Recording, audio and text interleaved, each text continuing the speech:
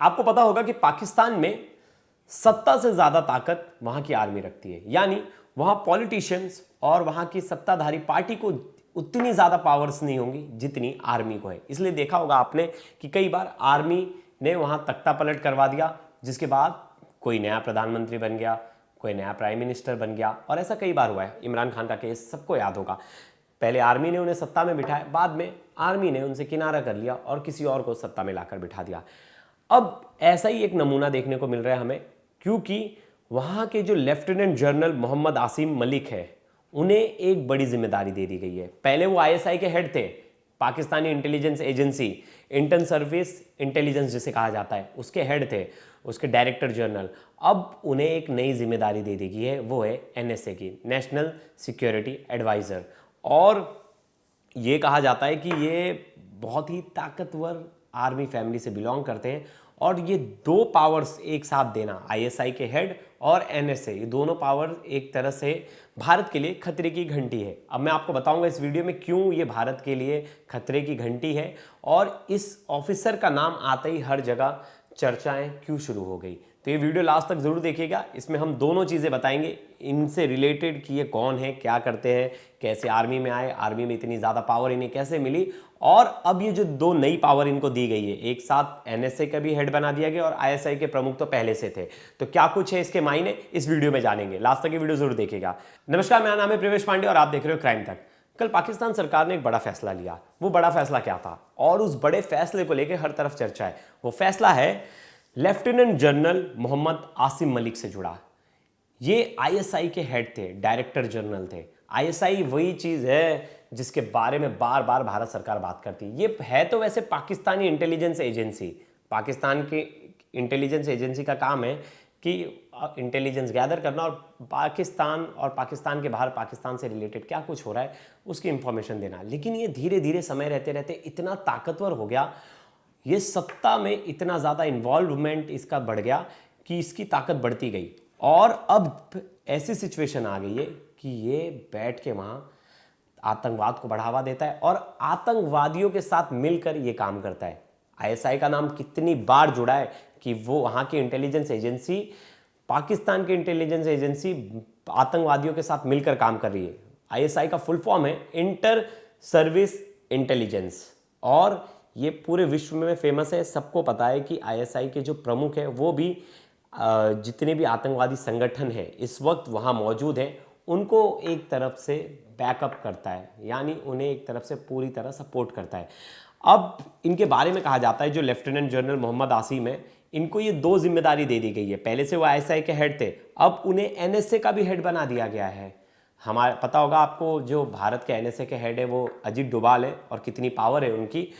अब दो पावर्स मिलना चिंता की घंटी है। मतलब ये एक तरह से हमारे लिए भी टेंशन की बात है। मैं आपको इस वीडियो में बताऊंगा कि टेंशन की बात है क्यों। देखिए, पहले तो हम जानते हैं इनके बारे में, ये है कौन और इनका क्या ताल्लुक रहा है पाकिस्तान से, कब ये आर्मी में आए, कब कब इनको कितनी पावर मिली। तो ये अब भी जो करंट में ये आईएसआई के प्रमुख थे, हेड थे, अब इन्हें डबल पावर दे दी गई है। हमें इन्हें एनएसए का भी हेड बना दिया गया है। एनएसए यानी राष्ट्र सुरक्षा सलाहकार, ये नेशनल सिक्योरिटी एडवाइजर है, यानी आतंकवाद से लेकर अब इनकी रणनीति होगी, ये रणनीति बनाएंगे। पाकिस्तान की पूरी सुरक्षा नीति की जिम्मेदारी इनको दे दी गई है।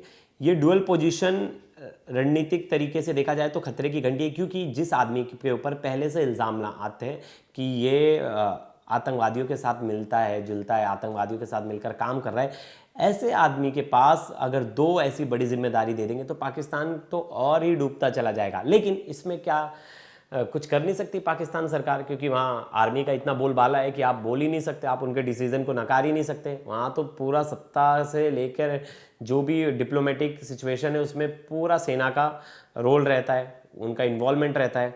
अब देखिए, दूसरी इंपॉर्टेंट चीज़ जो है कि भारत विरोधी गतिविधियों में आईएसआई का इतिहास सभी जानते हैं कि कितना ज़्यादा इन्वॉल्वमेंट है आईएसआई का आतंकवाद को लेकर, और वो भी टेररिज्म को पूरी तरह सपोर्ट करता है। आपको याद होगा, आईएसआई लंबे समय से भारत में अलगाववादी फैलाना, खालिस्तानी आंदोलन को हवा देना और जम्मू कश्मीर में अस्थिरता फैलाने के लिए मेन माना गया है कि ये आईएसआई जो है उसका मेन कारण है। इन्हीं के वजह से इन तीनों चीज़ों को उसने हवा दी है।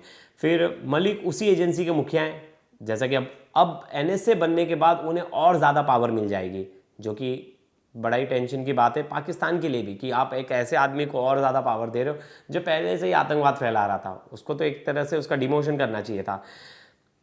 और देखिए सबसे इंपॉर्टेंट चीज़, पहलगाम हमले के बाद ही इन्हें ये नियुक्ति दी गई, तो ये एक सिग्नल की तरफ से देखा जाइए कि उन्हें इस समय क्यों बनाया गया हेड।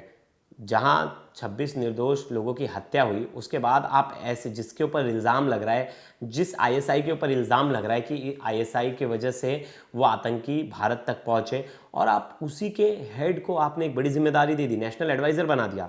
चौंकानी। अफगानिस्तान और तालिबान कनेक्शन ये भी सामने आ रहा है, क्योंकि आपको पता होगा कि जनरल फैज़ हमीद के खिलाफ जांच की थी। अफगानिस्तान में तालिबान के कब्जे में अहम रोल निभा चुके हैं।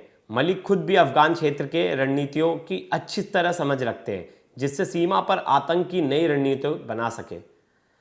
मतलब आप समझ रहे, इनके बारे में लिखा गया है। ये अफगानिस्तान में जब तालिबान काबिज हुआ तो उसमें भी इनका भी रोल था, अहम रोल था। बताया जा रहा है कि इन्होंने वहाँ बड़ी इंपॉर्टेंट भूमिका निभाई, और देश में जो बंटवारा हुआ, जो देश में जो अलगाववादी नेता खड़े हो गए एक साथ, उसमें इनका रोल था। और ये यही चाह रहे कि कश्मीर में भी कुछ ऐसा ही हो, इसलिए इन्होंने आईएसआई ने बड़े आतंकियों को एक्टिव कर दिया था।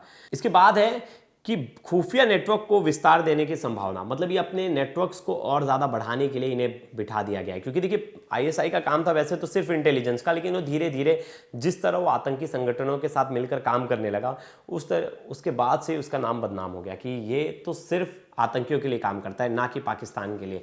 और जितने भी बड़े अलगाववादी नेता हैं और जितने भी बड़े आतंकवादी नेता हैं जो पाकिस्तान में रह के भारत विरोधी काम कर रहे हैं, उन सबको एक तरह से सेफ हाउस देने का काम इसने किया। अब इनके बारे में जानते हैं, इनका जन्म कहाँ हुआ। इनका जन्म हुआ था सरगोदा, ये पाकिस्तान में ही है, और पाकिस्तान के पंजाब प्रांत का है। पंजाब में हुआ था, और सैन्य परिवार से ही आते हैं। इनकी फैमिली भी सैन्य परिवार से थी, और इनके पिता जो है वो भी लेफ्टिनेंट जनरल रह चुके हैं। फिर दूसरा है, ये पीएमए के टॉप कैडेट रहे। पीएमए क्या है? पाकिस्तानी मिलिट्री एकेडमी, और उसके 28वें लॉन्ग कोर्स में इनका नाम दर्ज हुआ था, जो कि स्क्वाड ऑफ ऑनर कहा जाता है। उससे सम्मानित भी किया गया था इन्हें। मतलब एक वेल ट्रेंड ऑफिसर, और जिसने बहुत अच्छी डिग्री हासिल की थी, पीएचडी भी कर रखी थी, फिर बीएससी भी कर रखी थी बलूचिस्तान यूनिवर्सिटी से, और जो कहा जाता है कि यूएस पाक संबंध में इन्होंने पीएचडी भी की थी। फिर बलूच रेजिमेंट से भी जुड़ा हुआ है, तो वैसे ये बलूचिस्तान से ही इनका परिवार जो है पुराना। 1989 में सेना में कमीशन के बाद वो पूरी सेवा के दौरान बलूच रेजिमेंट से जुड़े रहे और कई अहम सेनाओं पद पर रहे। तो बहुत ही इंपॉर्टेंट रोल्स इन्हें दिए गए थे। मतलब जब जब ये पाकिस्तान आर्मी में, क्योंकि इनका परिवार भी पहले से ही बहुत पावरफुल था, इन्हें भी बहुत पावरफुल गद्दियाँ इन्हें मिलती गई आर्मी में। अब ये था, आतंकवाद प्रभावित क्षेत्रों में इन्हें तैनाती मिली थी। ऐसा कहा जाता है कि वजीरिस्तान में ब्रिगेडियर के तौर पे इनकी तैनाती की गई थी। वही बलूचिस्तान में भी इनकी तैनाती की गई थी। जहाँ जहाँ देश विरोधी गतिविधि हो रही थी पाकिस्तान में, वहाँ वहाँ इनकी तैनाती थी। इमरान खान को जब सत्ता से बेदखल किया गया था और उनके खिलाफ बहुत सारे केसेस आ गए थे, और उन्हें जब जेल ले जाया जा रहा था, तब बहुत ज़्यादा हिंसा भड़की थी पाकिस्तान में।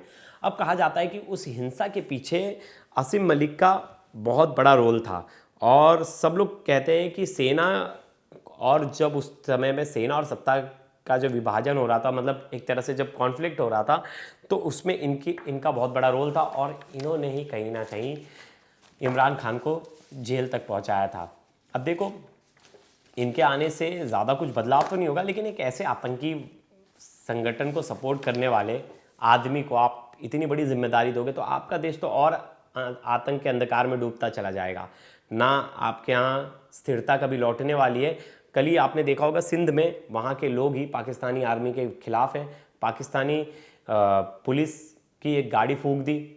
इतना कुछ हो रहा है पाकिस्तान में, इंटरनल कॉन्फ्लिक्ट इतना ज़्यादा है, लेकिन पाकिस्तान इन सब चीज़ों से सबक नहीं ले रहा। उल्टा वही चीज़ वापस दोहरा रहा है कि वो कहीं और फंस जाए, और जिसकी वजह से उसका निकलना और मुश्किल हो जाएगा इन दलदल से। लेकिन पाकिस्तान है, पाकिस्तान का जो मेन मुखौटा है वो तो आतंकवादी है, और उसी मुखौटा के पीछे वो काम कर रहा है आतंकवाद के साथ मिलकर। उसे बस चाहिए खुद के देश में खाने के लाले पड़े हो, लेकिन पाकिस्तान को भारत में कुछ ना कुछ करते रहना है, मतलब आतंकवाद फैलाते रहना है। कितने दिन आतंकवाद फैलाओगे? अब तो समय आ चुका है, ईंट का जवाब पत्थर से दिया जा रहा है, और आने वाले समय में हमें और ज़्यादा एक्टिविटी देखने मिलेगी, क्योंकि सेना बता करके तो कुछ करेगी नहीं, लेकिन जो भी कुछ करेगी वो बड़ा करेगी, और जिसकी वजह से पाकिस्तान की रातों की नींद और चैन सब खो बैठे और उन्हें नहीं समझ में आ रहा है कि अब हम क्या करें। वैसे पाकिस्तान के इस फैसले के बाद कि एक पहले से जिसको आईएसआई की कमान सौंपी गई थी, अब उसे एनएसए हेड बना दिया गया है, इसके बारे में चर्चाएं तो हर जगह हो रही हैं और सब कह रहे हैं कि जो आदमी आतंकी संगठन को इतना ज़्यादा सपोर्ट कर रहा था, आप उसको ही लाकर वापस से एक बड़ी पोजीशन दे रहे हो, तो ये बड़ा ही चिंता का विषय है पाकिस्तान के लिए इसलिए क्योंकि पाकिस्तान में वैसे भी सत्ताधारी लोगों की तो चलती नहीं, सेना की चलती है, और इस तरह और सेना पावरफुल होती जाएगी तो फिर तो आने वाले समय में अस्थिरता और बढ़ती जाएगी, क्योंकि वहाँ कोई भी कुछ दिन कोई प्रधानमंत्री रहता है, फिर उसे हटा दिया जाता है, फिर किसी और को प्रधानमंत्री बना दिया जाता है, कभी कभी खुद सेना के जो डायरेक्टर जनरल होते हैं वो बन जाते हैं, वो काबिज हो जाते हैं, जो डिफेंस चीफ होते हैं वो जाकर बन जाते हैं। इसी तरह से अगर चलता रहा तो पाकिस्तान की स्थिति कभी ठीक नहीं होने वाली, और वहाँ की आवाम को और वहाँ की जनता को फैसला करना चाहिए कि सेना का इतना ज़्यादा इन्वॉल्वमेंट अगर रहेगा तो उन्हें क्या कभी वैसी चीज़ें मिल पाएंगी जिसकी वो तलाश में, यानी उन्हें भारत जैसी डेमोक्रेसी मिल पाएगी, क्या वहाँ के लोगों की सुनी जाएगी। जब अगर सेना के हाथ में पूरी कमान दोगे तो सेना तो जनता का थोड़ी ना सुनेगी, वो जनता से चुनकर थोड़ी ना आई है, वो तो एग्ज़ाम दे के पढ़ के आई है, तो वो जनता का क्यों सुनेगी। तो इसी कारण अगर पाकिस्तान इस तरह की स्थिति को संभालता नहीं है तो आने वाले दिनों में पाकिस्तान के लिए यही चिंताजनक स्थिति पैदा होगी, और पाकिस्तान इससे बच नहीं पाएगा, पाकिस्तान इससे उभर नहीं पाएगा, क्योंकि अगर आतंकवाद वहाँ इसी तरह फैलता रहा और ऐसे आतंकवादियों को सपोर्ट करने वाले आर्मी जनरल्स को अगर आप लाके बिठा दोगे तब तो पाकिस्तान का बेड़ा पार हो गया।